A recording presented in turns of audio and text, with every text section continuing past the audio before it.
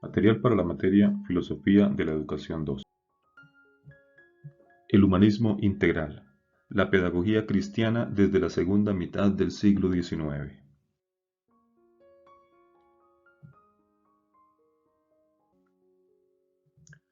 La base del humanismo integral es la concepción cristiana de la vida, la supremacía de la persona humana y sus referencias a los valores espirituales y morales.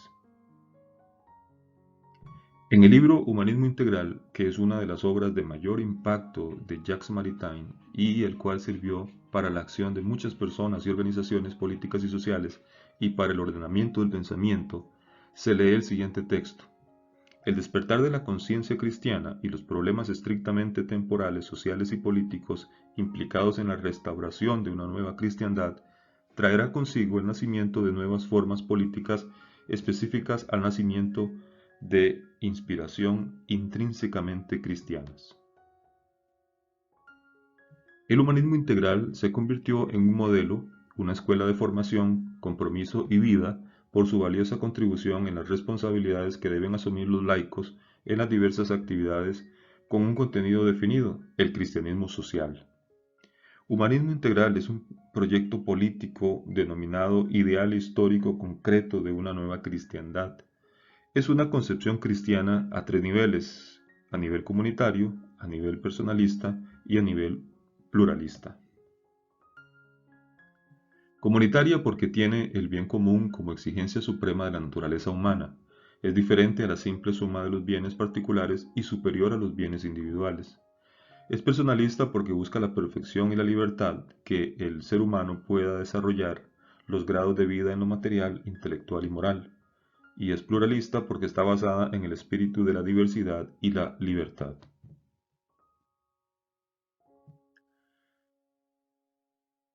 Dentro del humanismo integral tenemos al Monseñor Félix Antoine Philibert Dupanloup.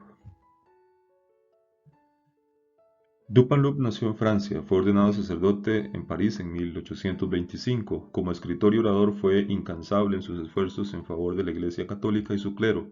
Perteneció al grupo liberal opuesto al dogma de la infalibilidad papal, pero se sometió a la decisión del Concilio Vaticano en 1870. Ayudó al intento de Broglie de una reacción clerical en 1877, fundando un periódico, La Defensa, en el interés del movimiento. Entre sus numerosos escritos se menciona la educación y el desarrollo de la educación intelectual. Se le considera un gran educador y abogó por la educación de las mujeres. San Juan Bosco. Juan Bosco, llamado en italiano Giovanni Melchiorre Bosco y más conocido como Don Bosco, fue un sacerdote, educador y escritor italiano del siglo XIX. El sistema preventivo salesiano o sistema preventivo de Don Bosco se refiere al método educativo desarrollado por la congregación salesiana a partir de la experiencia educativa de Don Bosco. El sistema nació como una respuesta al sistema represivo de educación que primaba en la Europa del siglo XIX y sus territorios de influencia. En tal sentido, la propuesta de Don Bosco se convirtió en una experiencia visionaria en el desarrollo de la educación contemporánea. San Juan Bosco se dedicó a trabajar con la misión de enseñar a todos los jóvenes del mundo la fealdad del pecado y la belleza de la virtud. Ante todo es necesario aclarar que Don Bosco desarrolló este pensamiento con muchachos difíciles, al optar por los jóvenes marginales de una ciudad de Turín en la mitad del siglo XIX, que vivía su propia revolución industrial, la cual atraía niños y jóvenes campesinos empobrecidos y creaba situaciones extremas como pandillas juveniles, niños de la calle, delincuencia juvenil, explotación infantil y otros dramas.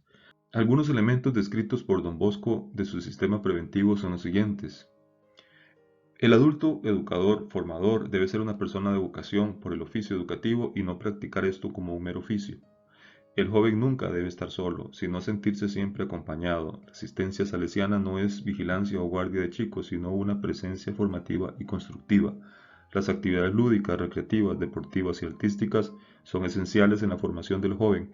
Implica la educación en la libertad responsable del joven y en el apoyo de sus talentos. La práctica de piedad y de fidelidad a la propia religión y fe. Es de resaltar que Don Bosco, siendo sacerdote católico de un tiempo sumamente conservador en la historia de la Iglesia, No expresa ningún tipo de coerción o propaganda religiosa. No se ha de obligar jamás a los alumnos a frecuentar los santos sacramentos, pero sí se les debe animar y darles comodidad para aprovecharse de ellos. Este factor sería clave en la expansión del Colegio Salesiano en los 5 continentes y la bienvenida en países de otras confesiones, con un pensamiento que se adelantó 100 años al Concilio Vaticano II. El ambiente educativo debe ser cuidadosamente examinado, de manera tal que se evite el ingreso de elementos nocivos para la formación moral y humana del joven. Don Bosco consistía en la elección de buenas compañías, así como la selección de buenas lecturas. Don Bosco también expone las buenas noches, un elemento nacido en el contexto de los internados salesianos, pero que después se traduciría también en los buenos días, momento en el cual el director, rector o superior se dirige a los jóvenes con palabras afectuosas en público para avisarlos o aconsejarlos sobre lo que han de hacer o evitar.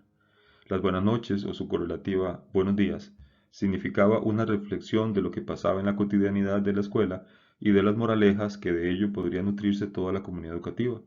Y anotaba don Bosco: aquí está la clave de la moralidad y de la buena marcha y éxito de la educación.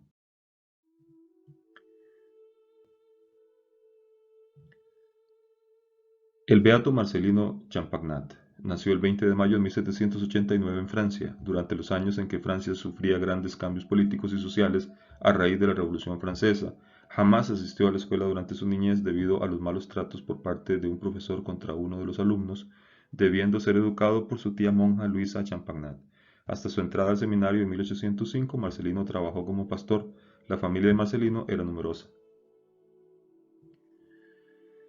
Marcelino Champagnat, en el campo educativo, fue un pionero, pues siempre estuvo abierto a lo nuevo que fuera más eficiente. Adoptó el método simultáneo mutuo de enseñanza.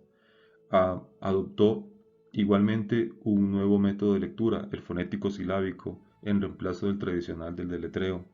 Introdujo la enseñanza del canto en la escuela, la educación física, la teneduría de libros y la agrimensura. Introdujo igualmente el catecismo mariano, hizo practicar la disciplina preventiva y prohibió todo castigo físico. Decía: para educar hay que amar. El cardenal Newman. John Henry Newman nació en Inglaterra. Fue un presbítero anglicano convertido al catolicismo en 1845, más tarde elevado a la dignidad de cardenal por el Papa León XIII. En su juventud fue una importante figura del movimiento de Oxford, el cual aspiraba a que la Iglesia de Inglaterra volviera a sus raíces católicas. Sus estudios le llevaron a convertirse a la fe de la Iglesia católica. Durante ambos periodos, tanto como anglicano como católico, Newman escribió importantes libros, entre ellos Vía Media, Ensayos sobre el desarrollo de la doctrina cristiana, Apología pro vita sua y Grammar of Assent. La integridad en la formación. La concepción de Newman acerca de una formación intelectual no tiene un carácter reduccionista, responde por el contrario a su visión antropológica cimentada en la unidad del cuerpo y el alma, en la cual la esencia racional y espiritual está llamada a animar la totalidad de la persona: corporeidad, tendencias, pasiones, sentidos, afectividad, inteligencia, práctica, relaciones interpersonales y sociales y la propia vida religiosa. Pero a no dudarlo, también responde a su concepción del conocimiento y muy particularmente a su teoría del asentimiento real o aprehensión real, considerada como uno de sus mayores aportes a la gnoseología moderna. Según esta teoría de John Henry Newman, el asentimiento, ese acto por el cual se aprende y acepta una proposición, norma o doctrina, tiene dos modos: el asentimiento real y el asentimiento nocional. El primero, el asentimiento real, es el asentimiento de las cosas. Es más amplio que el nocional, pues implica, además del intelecto, la voluntad y la emoción. Tiene unicidad, afecta incidentalmente la práctica, es más fuerte que lo nocional, aunque no garantiza la existencia de las cosas. Es el ámbito desde el cual puede darse cualquier demostración, pero en él no hay lugar para la duda. En este nivel se da el asentimiento religioso, que es el acto de aceptar una verdad de fe como verdadera. El asentimiento nocional, por su parte, es la aceptación racional de las proposiciones, se relaciona con la lógica y tiene grados. El grado superior es el especulativo, que consiste en la aceptación consciente de una proposición como verdadera. En este tipo de asentimiento, tiene lugar la duda y el error. En este segundo tipo de aprehensión aparece el asentimiento teológico, que consiste en la aprehensión de las nociones y proposiciones por medio de las cuales se intelige la fe. Desde esta perspectiva, la formación intelectual, esto es, la formación del asentimiento, es el camino para la formación integral, y la educación es tal cuando tiene ese sentido de integralidad. Por eso también en el contexto de la universidad los distintos saberes tienen que ser tratados ante todo desde la óptica de lo que les une, antes de lo que los separa, porque hay una unidad básica en el conocimiento. Las ciencias en las que se reparte el conocimiento, afirma Newman, tienen entre sí múltiples relaciones e interna simpatía y admiten y aún piden comparaciones y ajustes. Las ciencias se complementan, se corrigen, se equilibran. Jacques Maritain.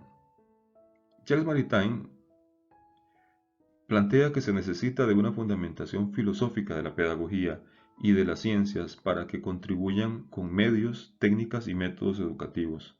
El principal fin de la educación consiste en ayudar al pequeño ser humano a alcanzar su plena formación humana. El conocimiento es en sí mismo un valor y un fin, y la verdad consiste en la adecuación del intelecto con la realidad. Se debe educar acerca del significado del ser humano físico y espiritual. El ser humano es un ser racional libre en relación personal con Dios. Michel Federico Sciacca. Michel Federico Sciacca plantea que la educación significa desarrollo del ser humano bajo la acción de varios factores. Todo ser humano se educa a sí mismo y educa a los otros por el solo hecho de que existen. Deben darse las condiciones para el desarrollo integral y coherente del ser humano como persona. La educación debe tender a elevar a la persona a una condición de perfección espiritual y física. Se debe crear una conciencia comunionista, escuela, familia, comunidad, y enseñar la vivencia de los valores.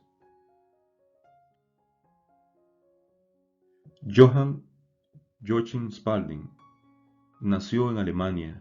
Fue un filósofo, moralista y teólogo protestante alemán. Combatió el materialismo de su tiempo. Durante más de 20 años disfrutó de la más elevada reputación como orador en el púlpito, siendo sus sermones recogidos en varios volúmenes. Durante ese tiempo también publicó una obra en la que defendía la predicación de sermones éticos, ignorando completamente problemas de tipo dogmático. El verdadero motivo de esta posición era el deseo de retener solo lo que él estimaba esencial, oponiéndose a la superficial infidelidad procedente de Francia e Inglaterra, y para reconciliar el cristianismo con el espíritu de su tiempo.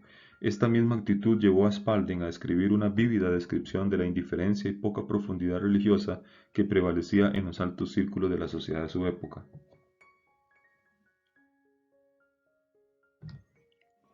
Otto Willmann, pedagogo católico alemán y también filósofo de clara tendencia metafísica y didáctica. Sus trabajos sobre filosofía de la educación y sobre pedagogía social fueron sólidos y originales, creando una escuela de seguidores dispuestos a revitalizar las grandes intuiciones de los genios que han existido en la humanidad, de manera especial las figuras cristianas. Sus libros como Teoría de la Formación Humana o Aristóteles como pedagogo y didáctico se tradujeron en diversos idiomas y conocieron gran difusión. Martín Lutero. Nació en Alemania, fundó el movimiento protestante o Iglesia Luterana. Estudió en varios colegios en los cuales aprendió acerca de las enseñanzas religiosas, luego se enfocó en los estudios de la abogacía y a la teología escolástica, la cual después odió intensamente. Igualmente estudiaba las obras maestras de la antigüedad, entre ellas la Biblia. Martín Lutero tuvo gran influencia en la educación, trató de hacer un cambio radical en lo que se venía enseñando en las universidades y escuelas en general. Vio como urgente realizar un cambio ya que se habían alejado de lo verdaderamente importante que era para él defender la fe cristiana. Martín Lutero está a favor de la educación suministrada y dirigida por el Estado, teniendo que ser esta marcadamente cristiana, donde se enseñaran las Sagradas Escrituras y se desligara por completo de la teología de la filosofía para disminuir la influencia aristotélica. Gracias por su atención.